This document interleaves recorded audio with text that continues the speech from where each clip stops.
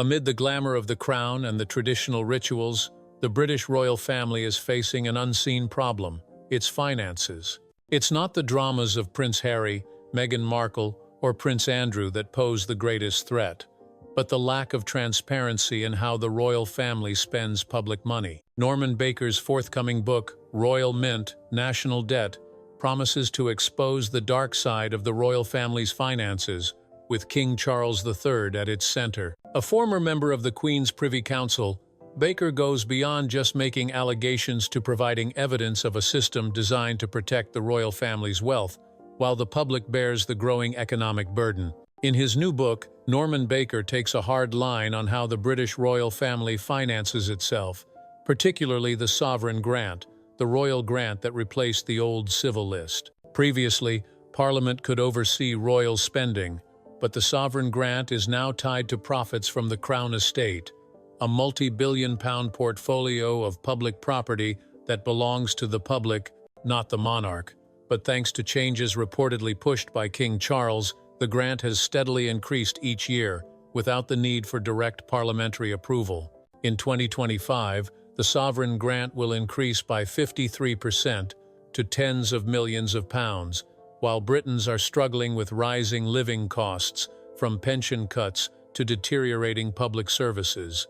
Baker called it greedy and calculated, accusing Charles of deliberately designing the system to ensure the monarchy receives more money without oversight. This lack of transparency is the core problem. The royal family is not accountable under freedom of information laws, leaving the public in the dark about how money is spent.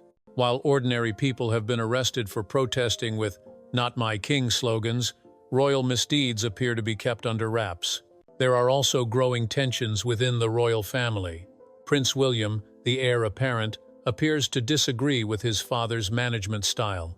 William has reportedly cut ties with Charles's legal team in a public show of disagreement. William is said to favor more transparency and frugality, in contrast to Charles's extravagance. This is not just a clash of personalities, but a difference of principle. One wants to modernize the royal family, the other clings to traditional prerogatives. The split has only heightened the question, who does the royal family serve? The British public is also changing its views. Polls show that more and more people want the royal family to be more transparent. More than 60% of the public believe that the royal family should pay for events like coronations, and anger has grown when taxpayers see their money being spent on opaque expenses. Compared to European monarchies like Sweden and Norway, where costs are lower and more transparent, the British royal family has been criticized for being 10 times more expensive and lacking accountability. Baker, who still describes himself as a supporter of the monarchy, argues that the royal family can only survive if it is open and honest. Norman Baker's book, Royal Mint: National Debt, is not just a warning, but a call for change. The British royal family, led by King Charles, is at risk of losing public trust due to its lack of transparency and lavish spending.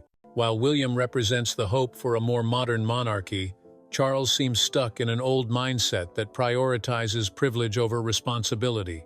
As the public increasingly questions the value of the monarchy, the royal family faces a choice: be transparent and survive, or continue to hide and face collapse. Baker's book, due for release in September 2025, could be the catalyst that forces the royal family to answer the question, who do they really serve, themselves or the people?